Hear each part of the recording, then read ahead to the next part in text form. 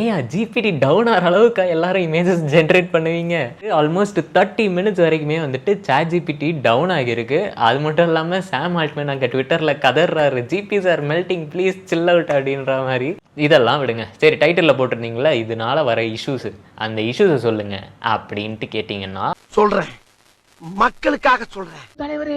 So hello and வணக்கம் மக்களே, நான் தான் ஷின்சன். ஸோ இன்றைக்கி நம்ம இதில் வந்துட்டு என்னென்ன பார்க்க போகிறோன்னா, சாட் ஜிபிடியில் அந்த studio Ghibli style images generate பண்ணுறதுனால என்னென்ன இஷ்யூஸ் வருது அப்படின்றது தான் பார்க்க போகிறோம். ஸோ இதில் பார்த்தீங்கன்னா உங்களுக்கு 3 மேஜர் இஷ்யூஸ் வருது. ஃபர்ஸ்ட் ஒன் வந்துட்டு என்விரான்மெண்டல் இஷ்யூ, செகண்ட் ஒன்று வந்துட்டு ப்ரைவசி இஷ்யூ, தேர்ட் ஒன்று வந்துட்டு காப்பிரைட் இஷ்யூ. இதுதான் வந்துட்டு one of the most important issues.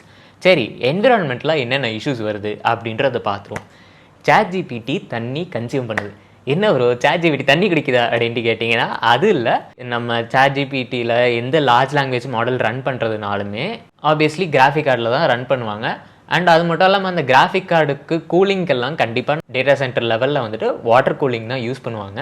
Depending on the type of prompt, நம்ம ஒரு இமேஜ் ஜென்ரேஷன் கேட்கலாம், இல்லைனா வந்துட்டு கோட் ஜென்ரேஷன் கேட்கலாம், இல்லை சும்மா ஜஸ்ட் டெக்ஸ்ட் ப்ராம்ப்ட் கூட கேட்கலாம். ஸோ அந்த மாதிரி டைப் ஆஃப் ப்ராம்ப்டை பொறுத்து 5லேருந்து 50 ப்ராம்ப்ட் வரைக்கும் இருக்கிறதுக்கு 1/2 litre of water ChatGPT consume பண்ணுது அப்படின்ற மாதிரி சொல்கிறாங்க.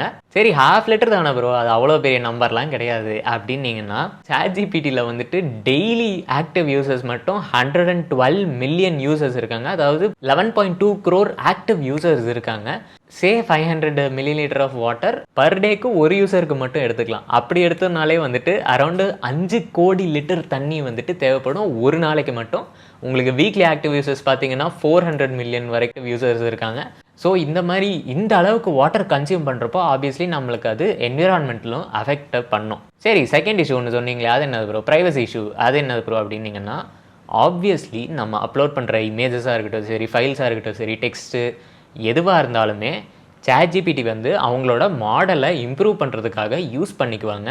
இதை நான் சொல்லலை, ஓப்பன்ஏஐயோட ப்ரைவசி பாலிசிலேயே வந்துட்டு டேட்டா கலெக்ஷன் அப்படின்ற டாப்பிக்கில் அந்த விஷயம் மென்ஷன் ஆகியிருக்கு. ப்ரைவசி இஷ்யூ பற்றி வந்துட்டு நான் என்னோட சேனலில் ஒரு வீடியோ போட்டிருக்கேன், செக் அவுட் பண்ணி பாருங்கள். இந்த ஐ பட்டன் கிளிக் பண்ணிங்கன்னா உங்களுக்கு அந்த வீடியோ டைரக்ட் பண்ணும். ரைட்டா? சரி ரைட்டு. அடுத்தது 3ஆவது issue, copyright or legal issue. அதெல்லாம் என்ன அப்படின்றதையும் பார்த்துருவோம். நம்ம இப்போ ஒரு இமேஜை சாட் ஜிபிடியில் ஜென்ரேட் பண்ணுறோன்னா அது வந்துட்டு டிஃப்யூஷன் மாடல் யூஸ் பண்ணி தான் வந்துட்டு இமேஜஸ் ஜென்ரேட் பண்ணும்.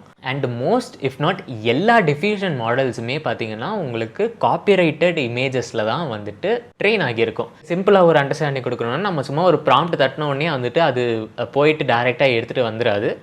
அந்த டிஃப்யூஷன் மாடலில் ஆல்ரெடி ட்ரெயினாக இருக்க, இப்போ for example man wearing a hat அப்படின்ற மாதிரி நம்ம ஒரு இமேஜ் ஜென்ரேட் பண்ண சொன்னோம்னா அது போயிட்டு ஃபஸ்ட்டு மேனுக்கு சர்ச் பண்ணும், அதுக்கப்புறம் வேரிங் கீவேர்டை வந்துட்டு பார்த்து அதுக்கப்புறம் ஹேட்டுக்கு சர்ச் பண்ணி ஹேட்டோட இருக்க இமேஜஸில் அந்த டிஃப்யூஷன் மாடலில் இருக்க அந்த வெக்டர்ஸை வந்துட்டு அதுக்கு எடுத்துகிட்டு வந்து அதுக்கேற்ற மாதிரி இமேஜஸை ஜென்ரேட் பண்ணும். இந்த இமேஜ் ஜென்ரேஷன் எப்படி ஒர்க் ஆகுது அப்படின்றத பற்றி என்னோட சேனலில் ஒரு வீடியோ போட்டிருக்கேன்.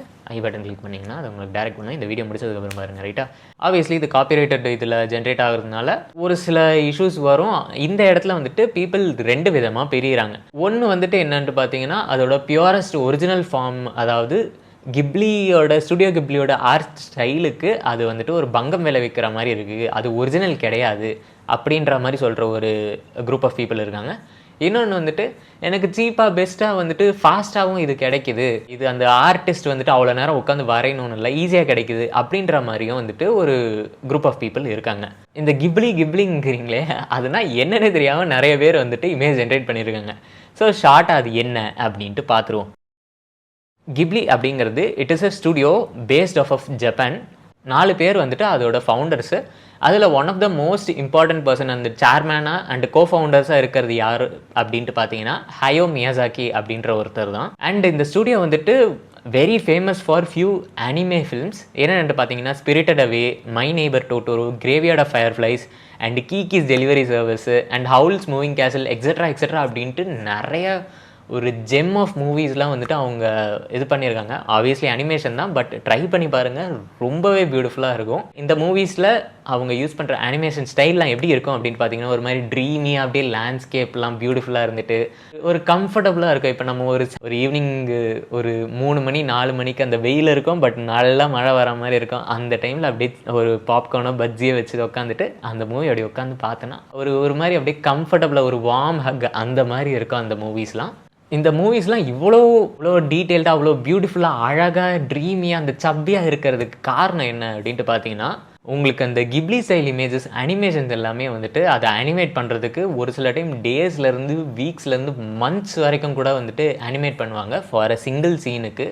ஸோ அந்தளவுக்கு அவங்க எஃபர்ட் போடுறதுனாலேயே வந்துட்டு உங்களுக்கு அதோட குவாலிட்டி அவ்வளோ நல்லா இருக்கும். அதோட ஒரிஜினாலிட்டி என்னென்னா அதோட ஹேண்ட் ட்ரான் ஸ்டைல் தான் அதோட அழகே அப்படின்ட்டு சொல்லுவாங்க. 2016 ஒரு வீடியோ கூட வந்துருச்சு. ஹயோ மியாசாக்கி வந்துட்டு அவர் போர்ட் மீட்டிங்கில் சொல்லியிருப்பார் இந்த மாதிரி 痛みとかそういうものについてね何も考えないでやってるでしょ。